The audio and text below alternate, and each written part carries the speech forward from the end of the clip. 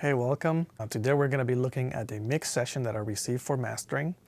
For mastering, my philosophy is that I don't want to do drastic changes to the mix because this mix was already mixed by somebody else, approved by the producer, potentially approved by the artist. So my job is not to mess with the mix, but enhance it in any way I can. And that's what we're going to be taking a look today. It's a Spanish worship song, so it has a bunch of electric guitars, it has pads, it has keys, keyboards, pianos. So we're going to be listening to the final mix, first without any processing, just to see what this mix is all about and what we need to do to potentially add some enhancements to improve the final sound. So as you can see here, I have two channels in this track. I have this first channel here, Volver, which is the name, part of the name of the song. This is the other track that I have, the original. I like to make two tracks just to send one to my processing. So this one, as you can see, has some routing to the SSL console, and that's because I want to be able to move this mix through my analog processing gear, including the compression and the outboard EQ and outboard compression. The original is just sent to the external B, which is my monitoring output, and I like to have that just to compare before and after, compare what changes I've made, and see if there's any improvement to the sound. And I have this mix coming in through this channel here, the mix channel, which is where the mix is going to be printed after we process it through the analog gear. So let's take a listen first to the mix without any processing.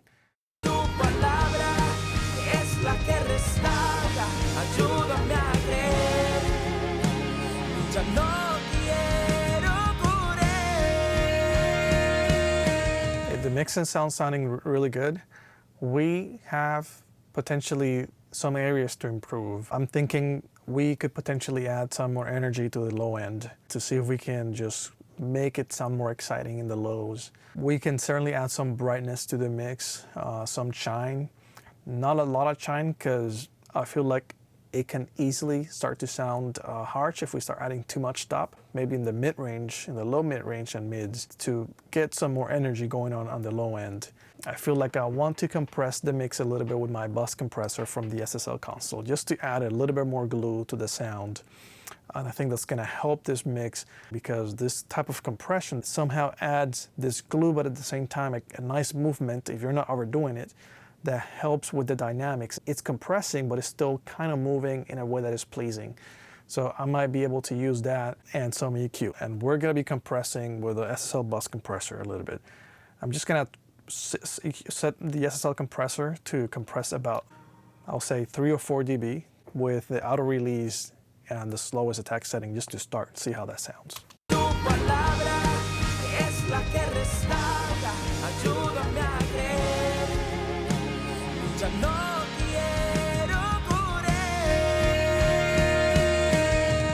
And I'm doing 2-to-1 ratio. I think I'm compressing potentially 4 dBs tops. I'm gonna set it as a good start, but in terms of the compression. But now let's go to the mix bus in terms of the EQ and see how we can add some energy in the bottom and again some shine in the top end. So let's look at that. I have 2 analog compressors that I like to use for this master bus processing, which is the Manley Passive and the BAX EQ. There are different EQs. Manley Passive is a little bit more flexible, has more bands, 4 bands. It's a tube equalizer. This one is solid state. So let's start EQing and see how we can add some more energy in the bottom and some clarity in the top end.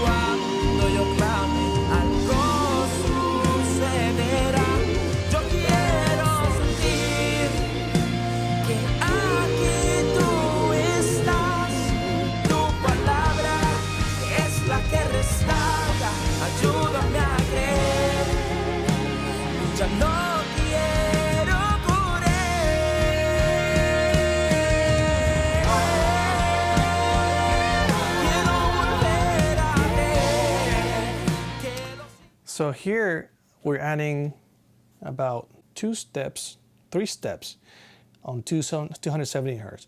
And I said 3 steps because these knobs are step. So I don't know how much I'm adding in terms of dBs, right? And I don't really care. It's just your sound, what kind of sound you're getting, right? Same with the 2K, I just added 1 step in the 2.2K to see if I can open up the mid-range and add some chime in the 12K, 4 steps. In terms of the BAX EQ, I like cutting a 24 as my starting point, and I think it sounded pretty good here. If I feel like I have to go higher, I go to 30, but most of the time 24 works for me, and 28K in the top. For the bottom, 84 hertz, 1 dB, helps with the low end, helps with the kick, helps with bringing some of those low end energy frequencies, and 7.1K, 1 dB as well, just for the general top shine, similar to this 12K, but a little bit lower. So it complements the Manley Passive with the BAX EQ in the top. And it's a little bit different sounding. Again, very subtle changes. That's what we've done so far. We added some EQ, some compression. You've been able to compare before and after. The other thing I feel like trying is the UAD ATR-102 Tape. And the reason why I like it is, again, this tends to bring something to the table that you can't really achieve with compression or EQ. It's some subtle enhancement, especially of the bottom part and the image of the whole mix. So I like to bring it up and see how that sounds like. One thing you have to be careful with this plugin is that sometimes it adds too much low end. You'll see they have some knobs in here for tweaking the low end. So usually I lower the low end EQ because sometimes it adds too much of a good thing. So let's listen with this and without.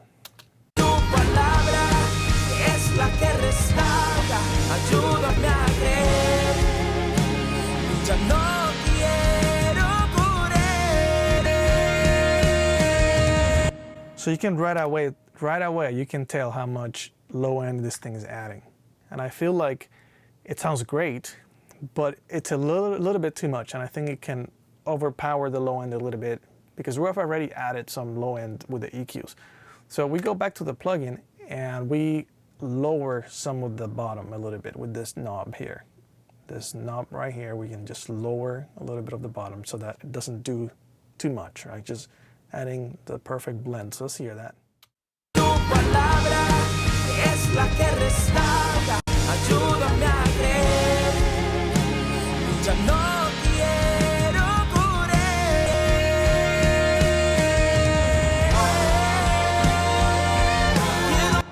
And I think that's great.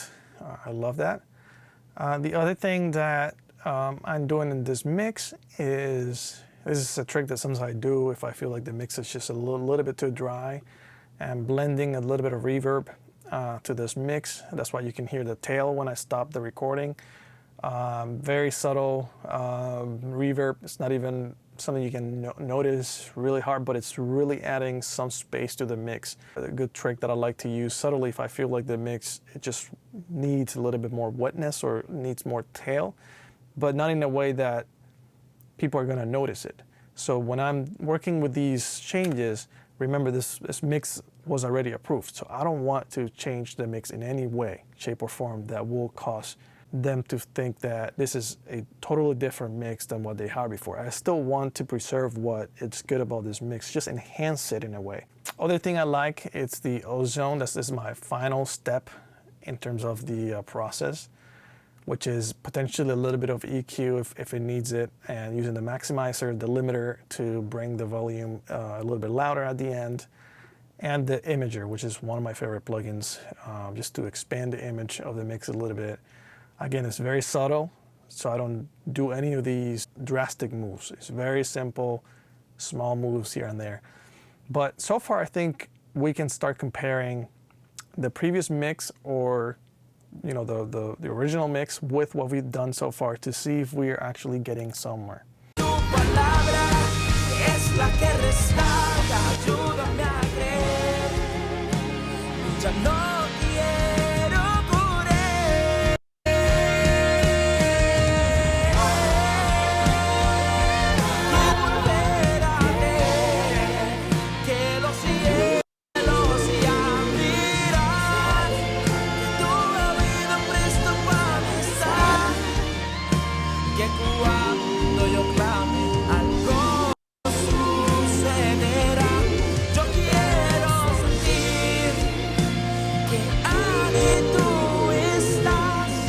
So far I think it's getting there. It's definitely improving in terms of the balance and the energy that I feel the mix has, so that's great.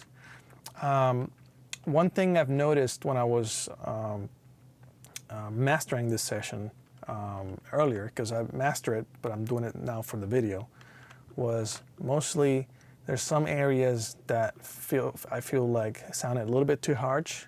So this EQ here is really good for taking care of those, in addition to an active equalizer, which again I'm using for this track. And I've already found earlier when I was mastering, playing with some of these frequencies, I found some of the harsh frequencies at 3742 or 3K, 3.7K and 8K.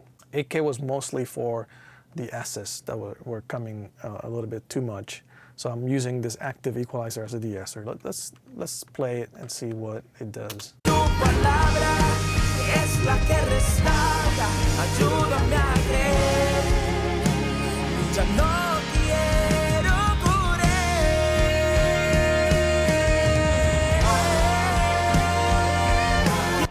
So I think it sounds a little bit more pleasant to the ear, and then again these are some frequencies that I was able to cut.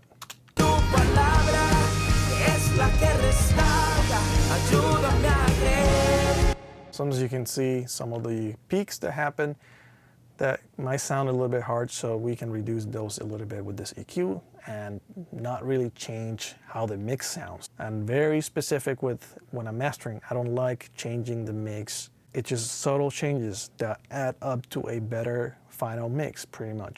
So that's pretty good. The Pultec, it's one of my favorites EQ as well for adding even more bottom end control, using this trick of boosting and cutting the same frequency, the same amount of level. Like I found this EQ, even by adding the EQ, you get some enhancement in the image, and at least like to check if it's gonna be something good for this mix or not.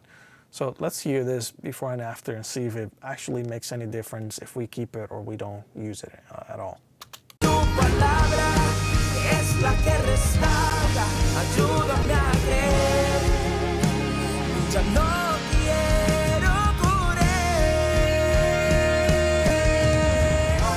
Again, I feel like it's subtle, but it's adding something in the bottom.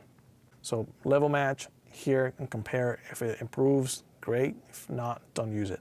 The other thing that we have, again, is the final stage here. Sometimes I like to use this EQ to clean up if there's anything needed to clean up in the mid-range or the lows. Because I've been adding low end in all these EQs, but sometimes, even though it sounds great, sometimes it has to be controlled in the final stage just for getting maybe a little bit more level in the maximizer at the end. So let's hear this and see what it sounds like.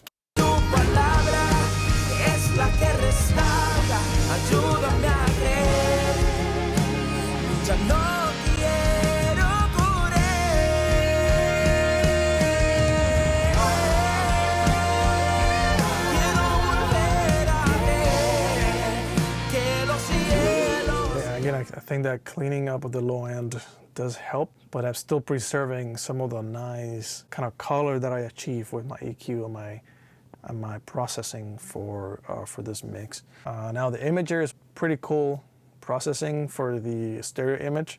I usually like to do some of the mid-range, very subtle, because I know if you start overdoing it, it might sound weird. On the top, and we can see if that makes any difference.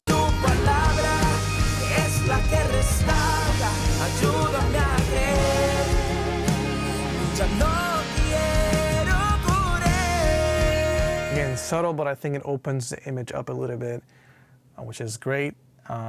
Again, let's do the comparison before and after with all these new changes that we've made so far.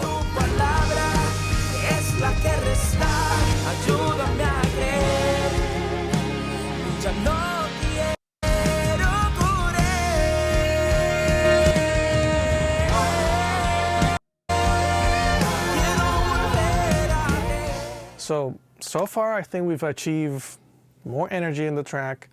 When you compare the before and after, it feels like the original sounds more demo-ish. Somehow we can describe the sound. It's like, it doesn't sound like a finished master or a finished track until we've applied some of these changes. We definitely have some more chime in the sound. It's brighter, it's more open, has more energy in the bottom, and it just feels more connected in a sense. It feels more glued because of the compression we're adding. The final step will be finding a good limiting such that we're raising the volume of the whole mix. In a sense, we're going to be reducing the dynamics a little bit, but not too much. That's kind of like the trick. So let's see how we can achieve that. Let's look at the Ozone Maximizer, which is my favorite limiter. I usually start with the 0.1 minus 0.1 dB for the ceiling. Always use true peak. And I always use IRC3. It's my favorite of all of them. Again, you could probably use any of them. I like the crisp version of this and the balance. Those are two of my favorite ones. And let's see how much we can lower the threshold without cutting dynamics too much, and see how much level we get in LUFS.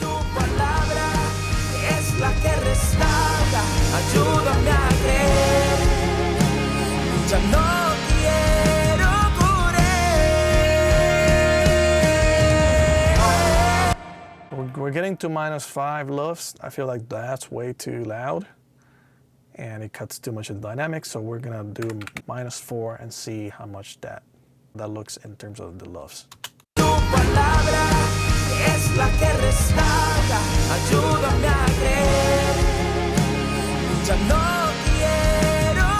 So now at -4.2, we're getting to like -7.8 LUFS. I feel like that's probably good enough for me.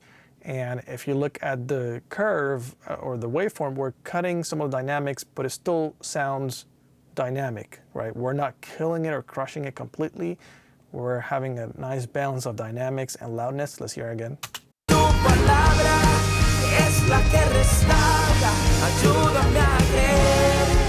I'm mostly cutting peaks, as you can see in this waveform. It's not cutting extremes in the mix. So I feel like that's a great balance for this mix. And if we compare now with the loudness and compare the before and after, obviously we're going to be louder, but let's just hear it, and let's, we can raise the volume, just try a level match and hear what that sounds like.